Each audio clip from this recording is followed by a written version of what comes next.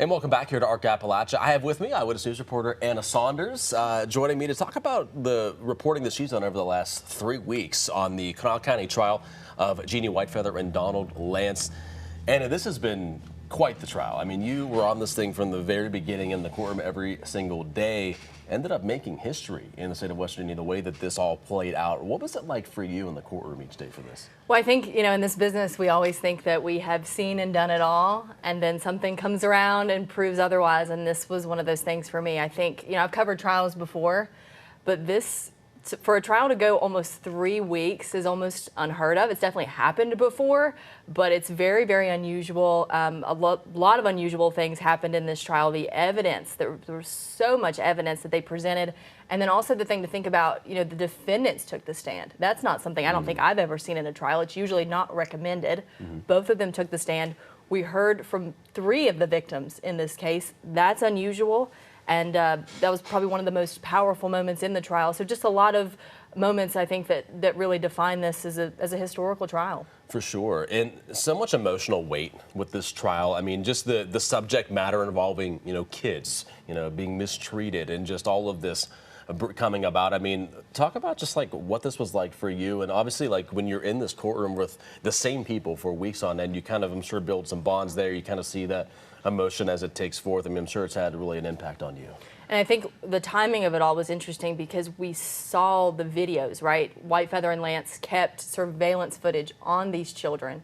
So we saw these videos play out in the courtroom before we heard from them. So we saw them so much, we've heard so much about them, and then we heard from them. And I think just the gravity of that and how chilling that was, that will, stick with me forever, especially, watching days and days and days of that footage, because we watched the 5 days of camera footage of them up until they were rescued from the Sissonville shed. So we watched their day-to-day life. It was sped up video, but we spent, I think, about 2 days in the courtroom going over that. So seeing that over and over again, and those were brought up again really throughout the trial, and then hearing from those kids, describing what that was like. I mean, that like I said, that's something that I'll never forget. How different is it covering a trial and being in something for the long run like this, as opposed to you do a lot of day-turn stories, as well as, more, long form pieces, but for you to be hyper fixated on this, what was that like? I think there's one aspect of it where it's like, at least I know I get up every day and I know exactly what I'm going to be doing, and I know who I'm going to be seeing and what I'm going to be dealing with. But the other side of it, it can be taxing. It can be tiring when you're hearing about the same thing over and over and over again.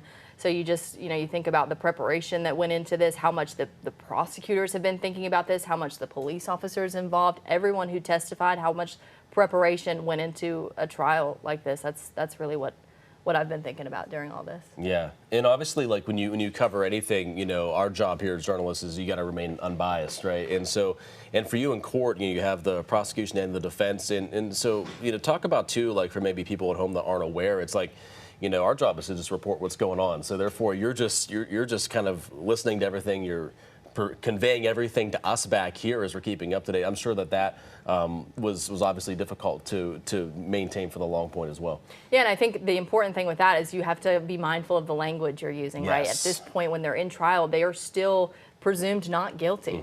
And so when you're talking about that, you have to say that this is what they're accused of. This is what this person said. Attribute everything that's said. Say this is what we watched in court. Not try to attach any kind of opinions on it.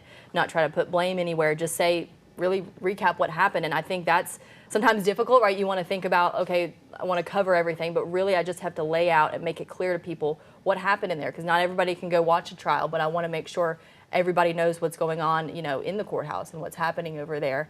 And then, of course, when they're convicted, you can kind of change it up and say they have been found guilty. They have done, the jury has found that they have done this. So I think that, you have to just keep in mind what you're saying and what you're conveying to people. And with this, with the kids involved, that was the thing to think about too. We couldn't use their names, we couldn't film them. So that was something that we always had to be cognizant of and mindful of throughout the trial. Yeah, that was a very active conversation in the newsroom. Whenever you were in the courtroom, we were back here saying, okay, these kids' faces could not be shown, so we had to use a lot of blurring technology on our editors, to make sure we don't show their faces, make sure their names weren't ever said or recordings of their names weren't ever heard. So a lot of work behind the scenes to make sure we got that right. And looking looking ahead, I mean, what does this mean, for this situation moving forward? Obviously, like this case making history in Kanawha County and in West Virginia. And one thing I wanted to say about that, this is the first time in state history where human trafficking was first charged. So just the charge alone was historical. And then to get a conviction, I mean, that is such a big deal. This is usually something that's handled at the federal level. And so to get something like this in circuit court, that's what made this trial so historic, because this law was just passed, human trafficking at the state level, in 2012. It was edited in 2017 to make it a little bit of a stronger law. So this is the one that really applied to White Feather and Lance. Had it not been edited in 2017, they probably never would have been charged with human trafficking. So this is the first time that this was ever first charged. And then, of course, the jury found that they were guilty of human trafficking.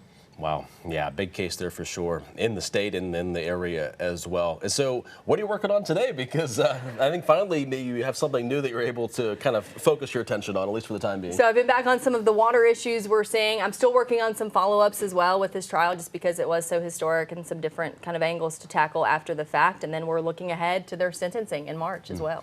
All right. Anna Saunders, she's a trooper. Thanks so much for joining us here on ARC Show. We appreciate it. Thanks for having me. Thanks for watching. Here's another video from Eyewitness News. And click here to subscribe to our channel to get the latest.